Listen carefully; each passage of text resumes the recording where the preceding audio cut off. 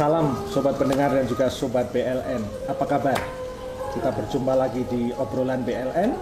Namun kali ini kita kedatangan tamu yang sangat spesial.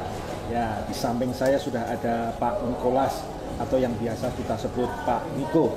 Beliau adalah founder dari BLN Bahana Lintas Nusantara.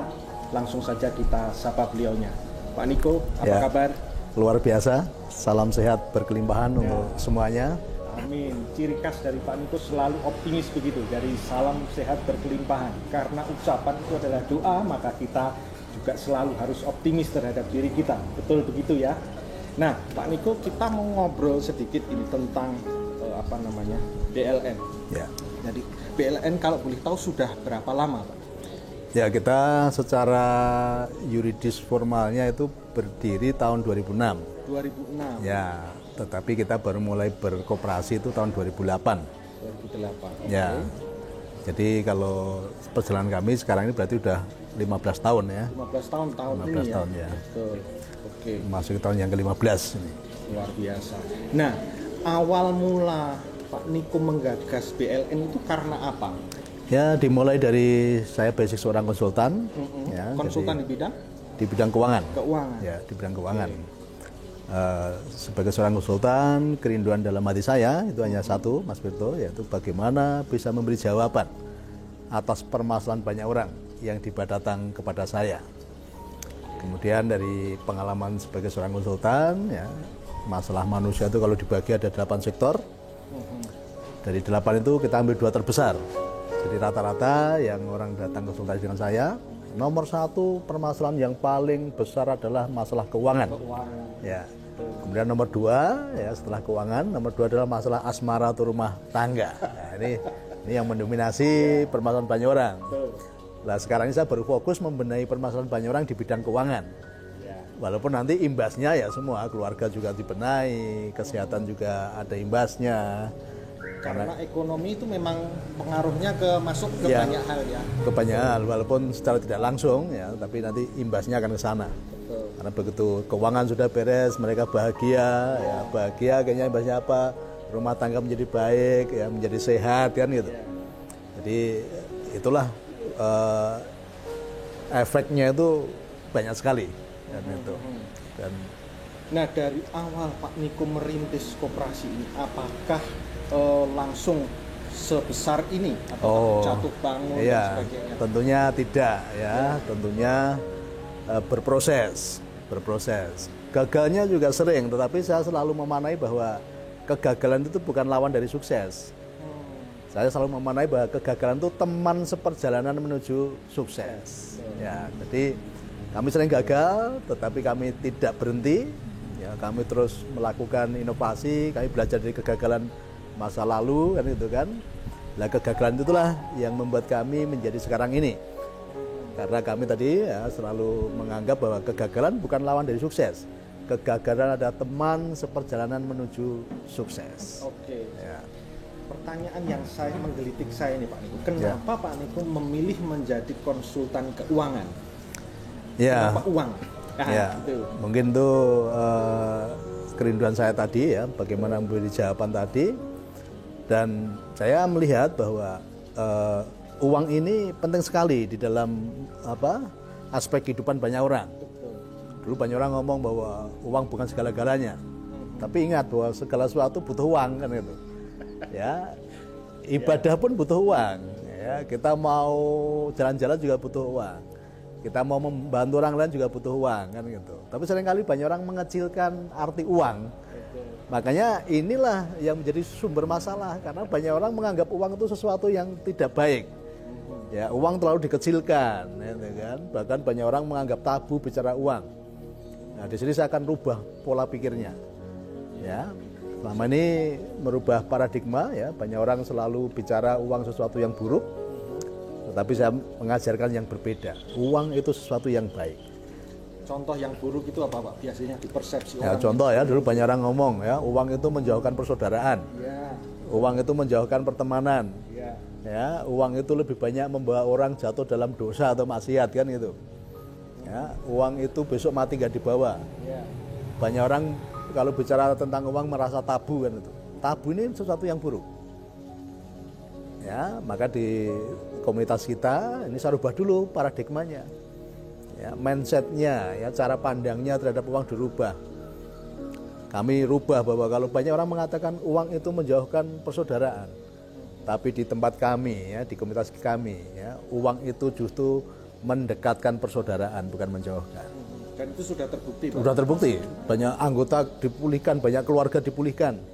Kenapa? Secara keuangan mereka sudah pulih. Ya. Mau hubungan saudara semakin erat, karena udah menjadi berkat, ya, saling mensupport kan gitu. Justru ya gara-gara uang sekarang yang saudara jauh mendekat, bukan menjauhkan tapi justru mendekatkan. Kemudian banyak orang mengatakan uang itu meretakkan pertemanan. Di sini kita rubah, uang itu merekatkan pertemanan, bukan meretakkan. Jadi begitu kita sudah diberkati, kita sudah berkelimpahan, kita bisa silaturahmi kok ke teman-teman kita. Kita berkunjung bawa oleh-oleh kan itu, memperhatikan mereka, hubungan semakin dekat. Ketika ada teman minta tolong kita bisa membantu. Nah, ini bukan meretakkan, justru merekatkan kan itu. Nah, kemudian banyak orang mengatakan uang itu lebih banyak membawa orang dalam dosa atau maksiat kan itu kan. Di sini kita balik, justru dengan uang itu bisa menyempurnakan ibadah kita. Sedekah, bangun gereja, bangun masjid, ya. Bahkan kami sudah sampaikan bahwa apapun kalau itu bentuknya rumah ibadah dan mereka membutuh bantuan, kami akan bantu kan itu. Ya, kami nggak pernah membeda-bedakan. Pokoknya asal itu rumah ibadah, ya, datang ke kami butuh bantuan kita akan bantu. Ya, apa kan ini tadi dengan uang itu menyempurnakan ibadah kita, bukan membawa dalam maksiat atau dalam dosa kan itu. Nah, persepsi-persepsi yang ada di luar ini harus kita rubah gitu loh. Akhirnya apa? Kita nyaman dengan uang. Ketika kita nyaman dengan uang, uang pun nyaman dengan kita. Ya udah, kalau namanya nyaman ya uang itu kalau suatu saat kita terus pergi pasti dia akan balik lagi ke kita karena udah nyaman kan gitu. Nah, ini yang kita rubah, harus kita rubah ini. Dimulai dari mindset dulu. Karena cara pandang itu akan menentukan hasil. Kalau cara pandangmu buruk ya hasilnya akan buruk. Kalau cara pandang baik hasilnya akan baik. Maka ada sebuah ayat yang mengatakan bahwa aku tergantung prasangka hambaku. Nah, prasangkamu terhadap sesuatu lah yang akan menjadikan, yang menentukan kehidupanmu nanti seperti apa kan itu.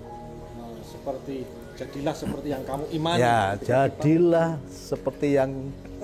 sesuai dengan imanmu. Jadi iman, prasangka, harapan itu sama sebenarnya. Ya, ini semua dasar dari sesuatu yang belum kita lihat dan bukti dari segala sesuatu yang akan kita harapkan nanti itu. Nah, itulah kehidupan. Sebenarnya sangat simpel sebetulnya. Iya, kalau dengar-dengar juga kan banyak orang yang bilang uang itu tidak menjamin seseorang bahagia kan begitu, Pak. Iya. Kalau memang begitu apalagi miskin kan begitu. Nah, kalau ada orang ngomong dulu kan, miskin nggak apa-apa asal bahagia kan itu kan. Nah, nanti bawa ke sini aja, biar saya doain biar tambah miskin kan itu ya. Semakin miskin semakin bahagia nanti. Makanya dari itu. Oke. Ya. Baik. Nah, Pak Niko, dari perjalanan itulah sampai BLN sekarang hampir menginjak usia 15 tahun. 15 tahun. 15 tahunnya bulan Agustus. Bulan Agustus ya. Sudah berapa banyak orang yang Bapak fasilitasi, Bapak bantu sehingga mereka terpulihkan? Ya, secara komunitas sudah lebih dari 20.000 ya. Itu seluruh Indonesia. Seluruh Indonesia. Bahkan kita juga ada anggota yang di luar negeri juga. Ya. Jadi kami membangun sebuah keluarga ya. Keluarga besar, keluarga yang diberkati, keluarga yang dipulihkan. Betul.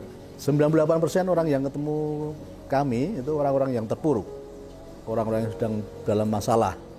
Ada yang rumahnya mau disita, ada yang rumahnya mau dieksekusi, udah masuk lelang. Tapi kabar baiknya ya semuanya bisa terdampingi dan semuanya dipulihkan. Dipulihkan bahkan berkelimpahan. Jadi ketika kita sudah bisa merubah cara pandang terhadap uang tadi, ya, uang pun akan nyaman dengan kita. Kalau nyaman, otomatis tadi datang sendiri. Ya, kita bukan lagi mengejar uang, tapi uang yang mendatangi kita. Ya, mendatangi dan berulang-ulang gitu ya, datang berulang-ulang kan itu. Ya, dan karena apa? Membawa teman-temannya, karena udah nyaman tadi kan itu. Udah nyaman, ngasih tahu kan. Oh. Jadi uang pun bisa bicara karena uang itu energi. Jadi yang banyak orang belum tahu ya. Uang itu energi. Maksudnya gimana itu, Pak? Energi itu seperti halnya listrik juga energi. Kalau kita bisa memperlakukan listrik dengan baik, listrik bisa membuat sesuatu menjadi indah, ya, memberikan penerangan kan gitu. Tetapi kalau tidak bisa melakukan dengan baik, listrik bisa membahayakan, menghancurkan, membakar, kan, membinasakan kan itu.